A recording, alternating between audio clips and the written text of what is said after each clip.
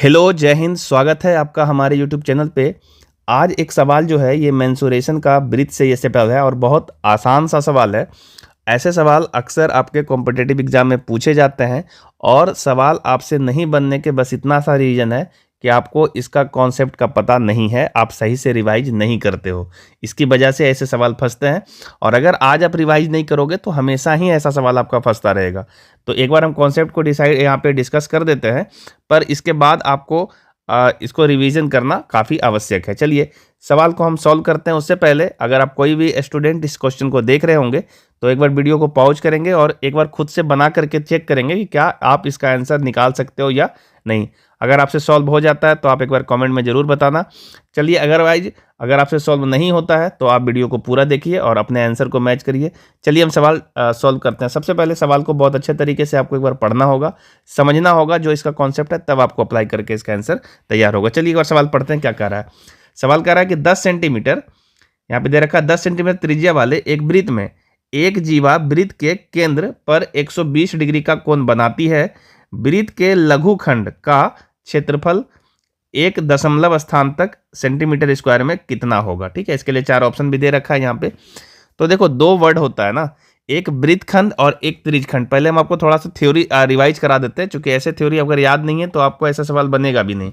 2 चीजें होता है, एक का नाम है वृत्तखंड, ठीक है ना, वृत्तखंड, और दूसरा है त्रिज्यखंड। वृत्तखंड और दूसरा है त्रिज्यखंड। 2 वर्ड होता है, इसको आप ध्यान में रखिएगा। वृत्तखंड, देखो ये दोनों वृत्तखंड हो चाहे त्रिज्यखंड हो, ये दोनों वृत्त का ही हिस्सा है, लेकिन त्रिज्यखंड में दोनों त्रिज्या शामिल होगा। ये केंद्र होगा और इस केंद्र से इस तरीके से जो आपका क्षेत्र बनेगा इसको हम लोग कहते हैं त्रिज्यखंड। और वृत्तखंड का मतलब होता है कि जो जीवा के साथ परिधि मिलकर के, परिधि का जो हिस्सा होता है ये वाला हिस्सा, इसको हम लोग कहते हैं वृत्तखंड। ठीक है, तो आप ये ध्यान में रखो कि त्रिज्यखंड जो होता है वो इस तरीके का होता है और वृत्तखंड इस तरीके का होता है। तो अभी सवाल में क्या कह रहा है कि एक वृत्त है, पहले आप एक वृत्त ड्रॉ कर लेते हैं। देखो सबसे पहले मान लो ये एक वृत्त है और इस वृत्त का जो कोई भी एक जीवा है, सपोज ये जीवा है, ये केंद्र पर 120 डिग्री का कोण बनाती है। ये 120 डिग्री का कोण है और आप भी जानते हो कि ये इसका 10-10 होगा, चूंकि ये इसकी त्रिज्या है और ये केंद्र है। ठीक है, अब यहां से हमको निकालना है किसका क्षेत्रफल, तो लघु वृत्त का जो क्षेत्रफल होगा वो वृत्तखंड का क्षेत्रफल निकालना, लघु वृत्तखंड का। तो ये वाला जो क्षेत्रफल है, इस क्षेत्रफल को आपको निकालना है, यही आपसे पूछा गया है। ठीक है, तो आप क्या करो ना कि ये बड़ा वाला जो क्षेत्रफल बन रहा है, यानी जो बड़ा वाला वृत्तखंड बन रहा है, उस वृत्तखंड में इस त्रिभुज के क्षेत्रफल को माइनस कर दो। ठीक है, देखिए हम क्या करना चाह रहे हैं कि जो आपका बड़ा वाला त्रिज्यखंड बन रहा है ना, उस त्रिज्यखंड में आप इस त्रिज्यखंड में, ये जो त्रिज्यखंड बन रहा है इसमें आप त्रिभुज के क्षेत्रफल को माइनस कर दो। ये जो त्रिभुज बन रहा है यहाँ पे, ये वाला त्रिभुज, इसको आप माइनस कर दो। माइनस करने के बाद आपको जो है, जो आपसे पूछा जा रहा है वृत्तखंड का क्षेत्रफल, वो वाला क्षेत्रफल निकल जाएगा। ठीक है, यही आपको काम करना है और इसके लिए आपको फॉर्मूला पता होना चाहिए। सपोज मान लो अगर ये थीटा होता तो इस त्रिज्यखंड का जो क्षेत्रफल होता वो होता पाई आर स्क्वायर थीटा अपॉन 360। तो ये तो फॉर्मूला से निकल जाएगा। माइनस करेंगे और यहाँ पे एक समद्विबाहु त्रिभुज बनेगा। तो समद्विबाहु त्रिभुज के क्षेत्रफल कैसे निकालना है, तो देखो इसको हम यहाँ से इस तरीके से मैच कर देते हैं। यहाँ पे 90 डिग्री पे आएगा, है ना। ये कोण 30 डिग्री का होगा, चूंकि टोटल जो है 120, ये आपका 120 डिग्री का कोण बना है, तो आपका ये 30 और 30 होगा दोनों, तब जाकर के 180 पूरी जाएगा। तो इस तरीके से हम इसको निकाल सकते हैं। तो अब देखो यहाँ पे देखो एक तरफ ये एक आपका समकोण त्रिभुज बन रहा है जो कि 30 डिग्री है और इधर से ये 60 डिग्री है। ठीक है, तो हम लोग क्या करेंगे, ये जो आपका 10 इसका विकर्ण है, इस विकर्ण को अगर हम इधर मूव कराएंगे, इधर से इस तरफ, तो ये वाला भुजा का लंबाई प्राप्त हो जाएगा और इसको अगर इस तरफ घुमाएंगे तो ये वाला भुजा की लंबाई प्राप्त हो जाएगा। ठीक है, तो ये कितना होगा, तो 10 cos 30 डिग्री और इधर होगा 10 sin, अगर कॉस में ही लिखना चाहते हो तो लिखो 10 cos 60 डिग्री, 10 cos 60 डिग्री, ये होगा।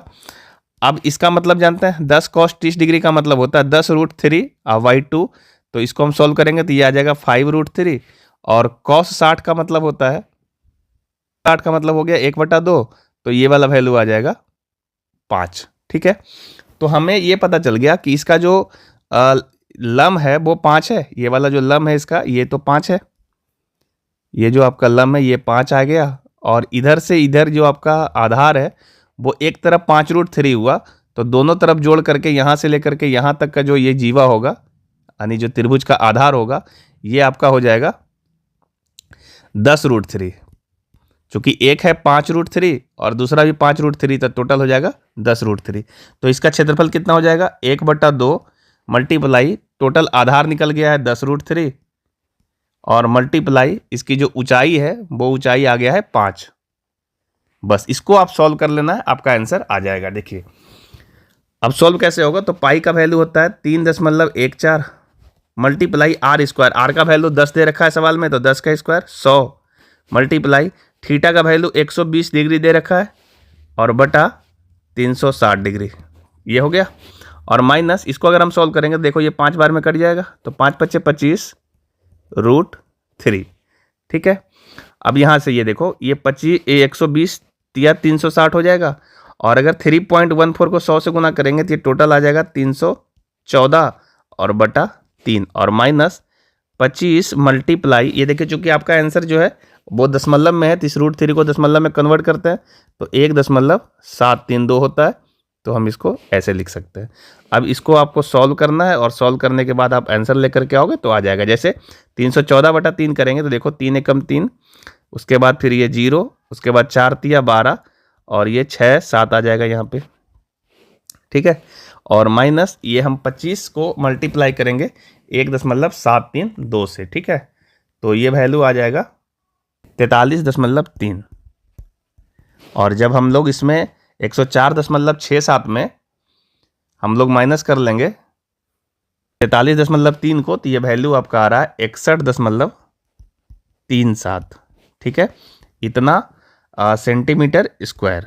ठीक है, चूंकि क्षेत्रफल है ये, और इसी का जो अप्रॉक्स वैल्यू होगा, इसी का अप्रॉक्स वैल्यू होगा लगभग मान, चूंकि दशमलव के एक अंक तक बोला है तो इधर 7 है तो इसके आगे 1 बढ़ जाएगा, तो 61.4 सेंटीमीटर स्क्वायर होगा। ठीक है, यही इसका सही जवाब होगा। और अगर ऑप्शन में देखिएगा तो आपके ऑप्शन नंबर 4 में ये वाला ऑप्शन दिख रहा है और यही इसका सही जवाब होगा। ठीक है, उम्मीद है आप इस सवाल को बहुत अच्छे से समझ चुके होंगे कि कैसे इसको हम सॉल्व करते हैं।